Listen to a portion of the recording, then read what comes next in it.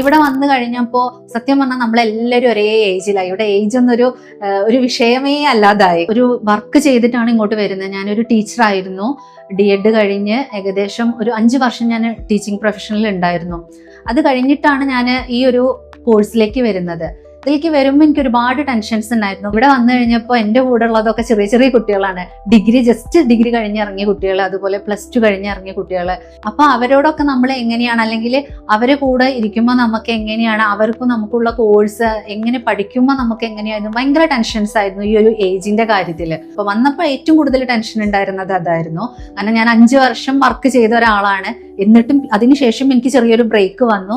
അതും കഴിഞ്ഞിട്ടാണ് ഞാൻ ഈ കോഴ്സ് ചെയ്യുന്നത്. പക്ഷെ ഇവിടെ വന്നപ്പോൾ നമ്മളെ ഫാക്കൽറ്റീസ് ആയിരുന്നു എല്ലാവരും നമ്മളോടുള്ളൊരു ആറ്റിറ്റ്യൂഡും അവരുടെ കാര്യങ്ങളൊക്കെ ആയിട്ട് നമ്മൾ പക്കാ ഓക്കെ ആയിരുന്നു.